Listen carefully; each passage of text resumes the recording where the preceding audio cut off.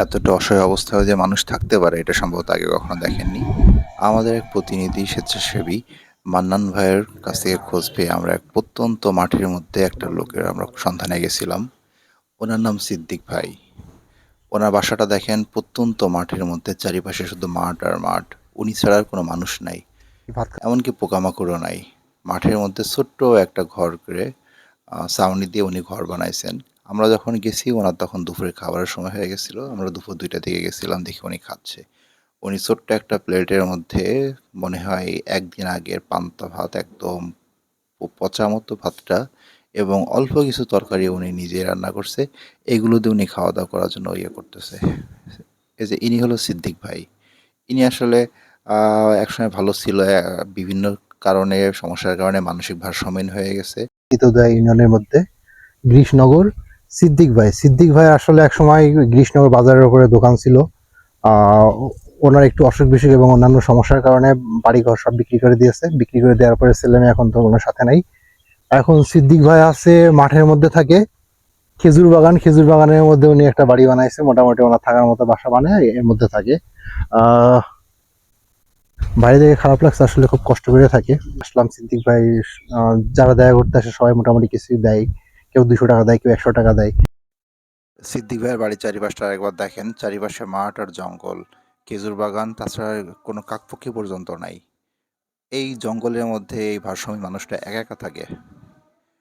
এখন উনি আমাদের সাথে কথা বলতে বলতে উনি খাইতে বসলো। উনি ওই যে পান্তা ভাতটা ছিল সেটা উনি খাওয়ার চেষ্টা করতেছে, পলিথিন দিয়ে আছে এটার খাচ্ছে। আমরা ভেতর। তার বাড়ি সম্পর্কে বিস্তারিত শুনতেছি, কিভাবে বাড়িটা বানিয়েছে।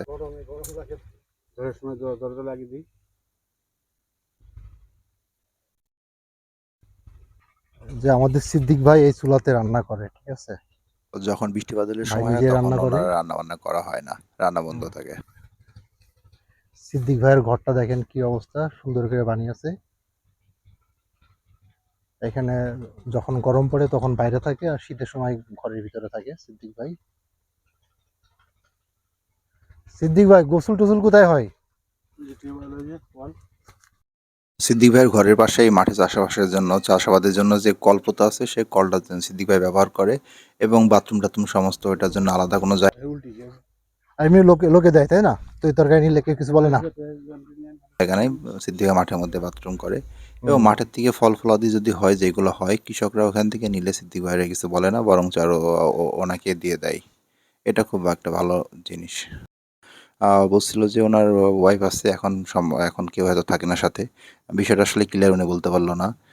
তো ঝড় বৃষ্টির সময় আসলে সিদ্দিক ভাইয়ের খুব সমস্যা হয়ে যায়। উনার রান্নাবান্নার সমস্যা হয়। একদম আ পোকামাকড় ওঠে, পানি উঠে পড়ে, চলাফেরার ভীষণ সমস্যা হয়। তাছাড়া এমনি অন্য সময় বললে তেমন একটা সমস্যা হয় না। সবচেয়ে বড় সমস্যা যেটা সেটা হলো একদম মাঠের ভিতরে। ওনাকে যদি কোনো কিছু প্রয়োজনীয় জিনিসপত্র নিতে গেলে আসলে বাজারে অনেক দূর হেঁটে কষ্ট করে যেতে হয়। সিদ্দিক ভাইয়ের সাথে কথা বলার পরে আসলে সিদ্দিক ভাইয়ের অনেকগুলো প্রয়োজনীয় জিনিসপত্র লাগবে বলল। যেমন আমাদের চিন্তাভাবনা আছে সিদ্দিক ভাইয়ের জন্য ১ মাসের চাল, ডাল, পাশাপাশি অনেকগুলো বিস্কুট, চানাচুর, শুকনো খাবার, যখন রান্নাবান্না করতে পারবে না তখন যেন শুকনো খাবারগুলো খেতে পারে। এইসবের জন্য আমরা আ ইয়ে ঠিক করলাম। আমরা তো আজকে হঠাৎ করে আসছিলাম, যার কারণে আমরা আসলে প্রিপারেশন নিয়ে আসিনি। তবে খুব শীঘ্রই সিদ্দিক ভাইয়ের জন্য সবকিছু গুছিয়ে-টুছিয়ে নিয়ে ইনশাআল্লাহ আমরা সিদ্দিক ভাইয়ের কাছে যাব। আমাদের জন্য দোয়া করবেন। আসসালামু আলাইকুম।